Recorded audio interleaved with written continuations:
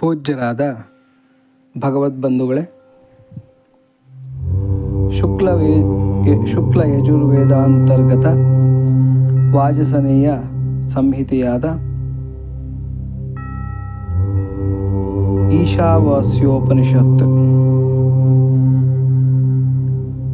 ಈಶಾವಾಸ್ಯೋಪನಿಷತ್ತಿನ ಕುರಿತು ಈಗ ಅಧ್ಯಯನ ಮಾಡಿಕೊಳ್ಳೋಣ.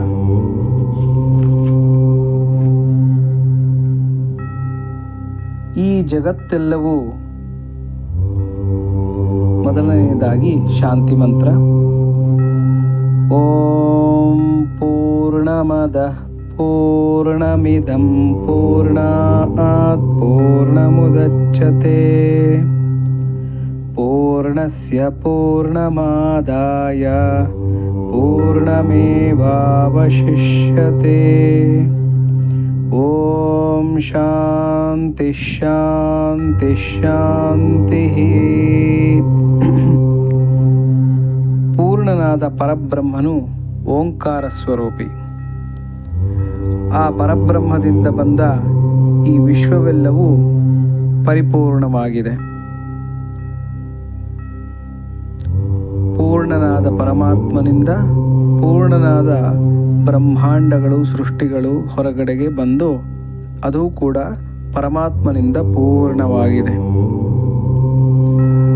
ಈ ವಿಶ್ವದಿಂದ ಸಾರಭೂತವಾಗಿರುವ ಪ್ರಜ್ಞಾಸ್ವರೂಪನಾದ ಪರಮಾತ್ಮನನ್ನು ಗ್ರಹಿಸಿದ ಮೇಲೆ ಉಳಿಯುವುದು ಪೂರ್ಣನಾಗಿರುವ ಪರಮಾತ್ಮನೇ ಆಗಿರುತ್ತದೆ. ವಿಶ್ವಕ್ಕೆ ಶಾಂತಿಯಾಗಲಿ, ವಿಶ್ವಕ್ಕೆ ಶಾಂತಿಯಾಗಲಿ, ವಿಶ್ವಕ್ಕೆ ಶಾಂತಿಯಾಗಲಿ. ಈ ಜಗತ್ತೆಲ್ಲವೂ ನಾಮರೂಪ ಕ್ರಿಯಾರಹಿತವಾದ ಈಶ್ವರ ಸ್ವರೂಪವಾಗಿ ಮಾತ್ರವೇ ನೋಡುವಂತೆ ಆಗಲಿ. ಇದರಲ್ಲಿನ ನಾಮಾಕೃತಿ ಕ್ರಿಯೆಗಳನ್ನು ಮನಸ್ಸಿನಿಂದ ತ್ಯಜಿಸಿ ಸ್ವರೂಪವೆನ್ನುವ ಭೋಜನವನ್ನು ಭುಜಿಸುವೆವು.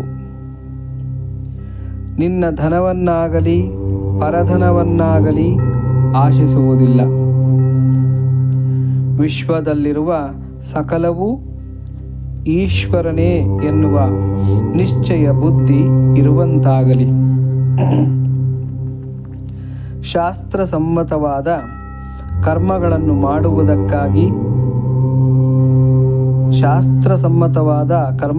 ಮಾಡುವುದಕ್ಕಾಗಿ ಮಾತ್ರವೇ ಮಾನವನು 100 ವರ್ಷಗಳ ಕಾಲ ಜೀವಿಸಬೇಕೆಂದು ಕೋರಿಕೊಳ್ಳಬೇಕು. ಜೀವನದ ಮೇಲೆ ಮಮಕಾರವಿರುವವರೆಗೂ ದುಷ್ಕರ್ಮ ಕಾಲುಷ್ಯಗಳನ್ನು ಹೋಗಲಾಡಿಸುವುದಕ್ಕಾಗಿ ಇದನ್ನು ಬಿಟ್ಟು ಬೇರೆ ಮಾರ್ಗವಿಲ್ಲ. ಅವಿದ್ಯಾ ದೋಷದಿಂದ ಆತ್ಮವನ್ನು ತಿಳಿಯದ ಅವಿದ್ವಾಂಸರು ಅಜ್ಞಾನವೆನ್ನುವ ತಮಸ್ಸಿನಿಂದ ಆವರಿಸಲ್ಪಟ್ಟಿರುವ ದೇವಾದಿ ಲೋಕಗಳನ್ನು ದೇಹವನ್ನು ಬಿಟ್ಟ ನಂತರ ಹೊಂದುವರು.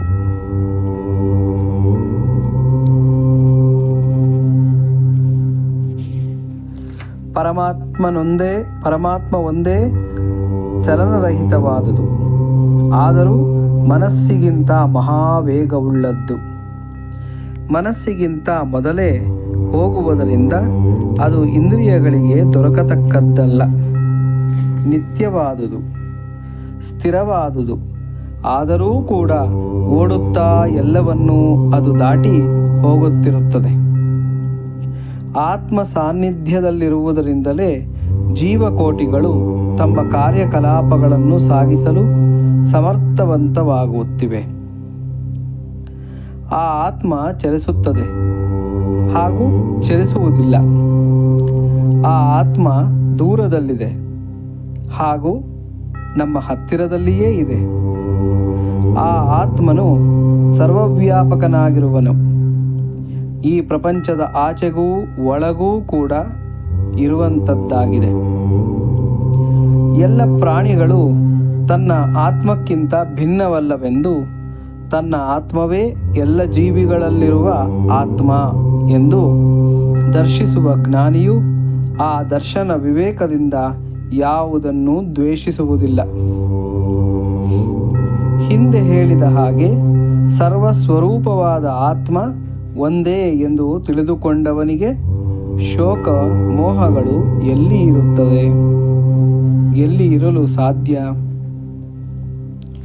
ಸ್ವಯಂಭೂ, ಸರ್ವವ್ಯಾಪಿ, ಅಶರೀರಿ, ಅಸ್ನಾಯು, ಪಾಪ ಕಳಂಕ ರಹಿತ, ಉಜ್ವಲ, ಪರಿಪೂರ್ಣ, ಶುದ್ಧವಾದವನು ಈ ಆತ್ಮನು. ಸರ್ವದರ್ಶಿ, ಸರ್ವವಿಧ, ಸರ್ವಪರಿಚ್ಛೇದಕನೂ ಆದ ಆ ಪರಮಾತ್ಮ ಶಾಶ್ವತರಾದ ಪ್ರಜಾಪತಿಗಳಿಗೆ ಯಥಾವಿಧಿಯಾಗಿ ಅವರವರ ಕರ್ತವ್ಯಗಳನ್ನು ನಿರ್ಣಯಿಸಿಕೊಟ್ಟಿರುವನು. ಅವಿದ್ಯೆಯನ್ನು ಉಪಾಸಿಸುವವರು ಅವಿದ್ಯೆಯನ್ನೇ ಹೊಂದುವರು. ಕರ್ಮದಿಂದ ಚಿತ್ತಶುದ್ಧಿಯನ್ನು ಹೊಂದಲಾರದೆ ವಿದ್ಯೆಯನ್ನು ಅಂದರೆ ಬ್ರಹ್ಮವಿದ್ಯೆಯನ್ನು ಉಪಾಸಿಸುವವರು ಅದಕ್ಕಿಂತ ಹೆಚ್ಚಿನ ಅವಿದ್ಯೆಯನ್ನು ಹೊಂದುವರು. ಅಂದರೆ ಕೇವಲ ಕರ್ಮ ಮಾಡುವವರು ಅಂಧಕಾರ ಲೋಕಗಳನ್ನು ಹೊಂದಿದರೆ, ಕೇವಲ ಜ್ಞಾನವನ್ನೇ ನೆಚ್ಚಿ ಕೂತವರು, ಕರ್ಮವನ್ನು ಬಿಟ್ಟವರು ಅದಕ್ಕಿಂತಲೂ ಹೆಚ್ಚಿನದಾದಂಥ ತಾಮಿಸ್ರ ಲೋಕವನ್ನು ಪಡೆಯುತ್ತಾರೆ. ಹಾಗಾಗಿ ಇಲ್ಲಿ ಜ್ಞಾನ ಮತ್ತು ಕರ್ಮಗಳು ಒಂದಕ್ಕೊಂದು ಪೂರಕ ಎಂದು ಇಲ್ಲಿ ಋಷಿಗಳ ಅಭಿಪ್ರಾಯ. ವಿದ್ಯೆಯನ್ನು ಸಾಧಿಸುವುದರಿಂದ ಒಂದು ವಿಧವಾದ ಫಲಿತ ಲಭಿಸಿದರೂ ಅವಿದ್ಯೆಯನ್ನು ಸಾಧಿಸುವುದರಿಂದ ಇನ್ನೊಂದು ವಿಧವಾದ ಫಲವು ಲಭಿಸುವುದೆಂದು ಪ್ರಾಜ್ಞರು ಹೇಳುವರು. ಕರ್ಮೋಪಾಸನೆಗಳೆರಡೂ ಒಬ್ಬರೇ ಆಚರಿಸತಕ್ಕದ್ದೆಂದು ಕರ್ಮ ಉಪಾಸನೆ ಇವುಗಳೆರಡೂ ಒಬ್ಬರೇ ಆಚರಿಸತಕ್ಕದ್ದೆಂದು ತಿಳಿದುಕೊಂಡು ಈ ಎರಡನ್ನೂ ಕೂಡ ಆಚರಿಸುವ ಮಾನವನು ಕರ್ಮದಿಂದ ಭಯರೂಪವಾದ ಮೃತ್ಯುವನ್ನು ಅತಿಕ್ರಮಿಸಿ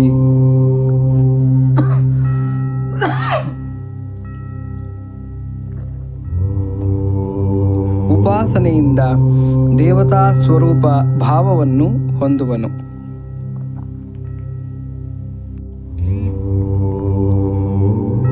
ಪ್ರಪಂಚ ಕಾರಣವಾದ ಪ್ರಕೃತಿಯನ್ನು ಸೇವಿಸುವವರು ಗಾಢಾಂಧಕಾರದಲ್ಲಿ ಪ್ರವೇಶಿಸುವರು.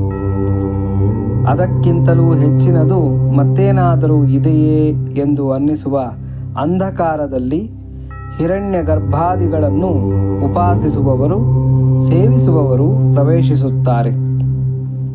ಅಸಂಭೂತಿ ಎಂದರೆ ಪ್ರಕೃತಿ, ಸಂಭೂತಿ ಎಂದರೆ ಹಿರಣ್ಯಗರ್ಭ. ಅಸಂಭೂತ ಉಪಾಸನೆಯಿಂದ ಪ್ರಕೃತಿ ಲಯವನ್ನು, ಸಂಭೂತಿ ಉಪಾಸನೆಯಿಂದ ಅಣಿಮಾದಿ ಅಷ್ಟೈಶ್ವರ್ಯಗಳನ್ನು ಹೊಂದುವುದೆಂದು ಧೀರರು ನಮಗೆ ಹೇಳಿದ್ದಾರೆ. ಅಸಂಭೂತಿ ಉಪಾಸನೆಯಿಂದ ಪ್ರಕೃತಿಯ ಲಯವನ್ನು, ಸಂಭೂತಿ ಉಪಾಸನೆಯಿಂದ ಅಣಿಮಾದಿ ಐಶ್ವರ್ಯ ಪ್ರಾಪ್ತಿ ಉಂಟಾಗುವುದೆಂದು ಧೀರರು ನಮಗೆ ಹೇಳಿದ್ದಾರೆ. ಅಸಂಭೂತಿಯನ್ನು ಸಂಭೂತಿಯನ್ನು ತಿಳಿದುಕೊಂಡು ಎರಡನ್ನೂ ಸಹ ಉಪಾಸಿಸುವವನು ಸಂಭೂತ್ಯುಪಾಸನೆಯಿಂದ ಅಣಿಮಾದಿ ಅಷ್ಟೈಶ್ವರ್ಯಗಳನ್ನು ಹೊಂದಿ ಅದರಿಂದ ಅಧರ್ಮಾದಿ ಮೃತ್ಯುವನ್ನು ಅತಿಕ್ರಮಿಸಿ ಅಸಂಭೂತ್ಯುಪಾಸನೆಯಿಂದ ಪ್ರಕೃತಿ ಲಯವನ್ನು ಹೊಂದುವುದು. ಸರ್ವಜೀವ ಪೋಷಕನಾದ ಓ ಸೂರ್ಯದೇವ, ನಿನ್ನ ಯಥಾರ್ಥ ಮುಖವು ಮಿರಮಿರನೆ ಹೊಳೆಯುವಂತಹ ತೇಜಪುಂಜದೊಂದಿಗೆ ಮುಚ್ಚಿಕೊಂಡಿದೆ. ಕರುಣೆ ತೋರಿ ಆ ಆವರಣವನ್ನು ಪಕ್ಕಕ್ಕೆ ಸರಿಸಿ ನಿನ್ನ ಶುದ್ಧ ಭಕ್ತನಿಗೆ ನಿನ್ನ ದರ್ಶನವನ್ನು ಅನುಗ್ರಹಿಸುವಂತಹವನಾಗು.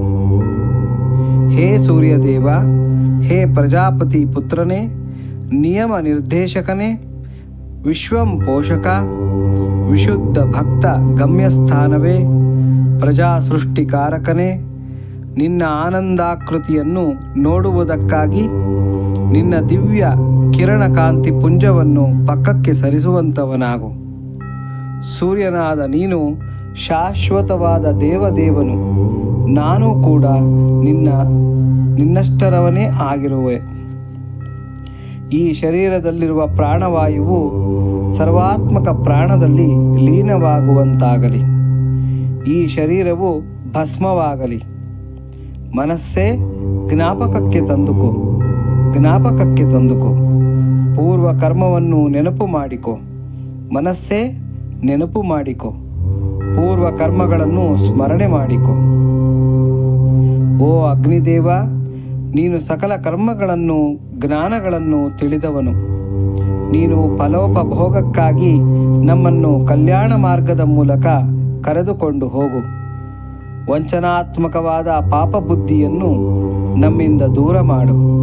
ನಿನಗೆ ಪರಿಚರ್ಯೆ ಮಾಡಲಾರೆವು, ಆದರೆ ನಮಸ್ಕಾರವನ್ನೂ ಕೂಡ ಕ್ರಿಯಾಪೂರ್ವಕವಾಗಿ ಮಾಡಲು ಶಕ್ತರಾಗಿಲ್ಲ. ಮಾತಿನಲ್ಲಿ ಮಾತ್ರವೇ ಮತ್ತೆ ಮತ್ತೆ ನಮಸ್ಕರಿಸುತ್ತಿದ್ದೇವೆ. ಓಂ ಪೂರ್ಣಮದಃ ಪೂರ್ಣಮಿದಂ ಪೂರ್ಣಾತ್ ಪೂರ್ಣಮುದಚ್ಯತೆ ಪೂರ್ಣಸ್ಯ ಪೂರ್ಣಮಾದಾಯ ಪೂರ್ಣಮೇವಾವಶಿಷ್ಯತೆ.